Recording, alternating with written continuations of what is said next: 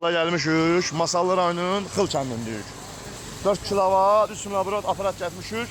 Tokumuz hal-hazırda bir zəifdir. O ki, nə qədər tok? Tokumuz 190'dır.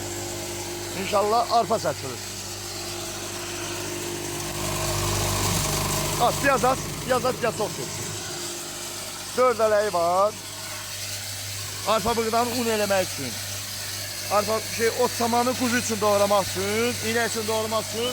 Yarıma göz üstündədir. 4 kilovat üstünə vurur. Mis sarğı nolfazadır inşallah. Dayı bura nədir? Masalı ilə Xıl kəndi. Dayı çəkilişdən qaçır. Çəkilişə salmıram. Narahat olma. İnşallah aparatımızın biri bir maşındaydı. 4 kilovat onu təhvil veririk. İkisi də mənim maşındadır. Buradan gedirik. Lənkəran rayonun.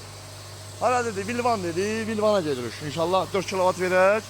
Mənim maşındakılar 5-15 kilovatlardır. Bunlar 1200 manatdır, 1000 manatdır. İnşallah. Kimə lazım olsa əlaqə saxlayın. Azərbaycanın bütün bölgələrində bizim səsimiz gəlir. Usta Sarxan Biləs var balası. Səhifəndə nömrəmiz var 070 298 38 18.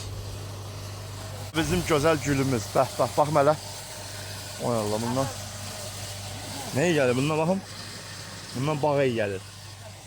Bundan nəyə gəlir? Bundan da mış iyi gəlir. Abi güllərin hepsi iyi var. Ayının qəşən şəraiti var. Amma güllərin yaxşı iyi yoxdur. Qəşən güllər var, onun iyiləri. Yaxşı gül, amma iyiləri yoxdur. Heç birisinin iyi yoxdur. Qəşən bağı var. Bağda maşallah bir şey də yoxdur. Soxlam yiyən bağda. Görün nə var?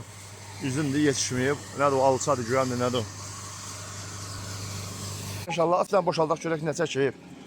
Lənkəran Masallı rayonunun Xıl kəndidir. As mənim güzel qardaşım. Tok zəifi idi 160, 157, nə bilim 180, 190. İnşallah dayının 30 minlik tok artaran var. Qoşacaq. Dağıtmayaq. Yarım ələyi qoymuşuq üstünə. Hələ tok zəif ola bunu çəkin.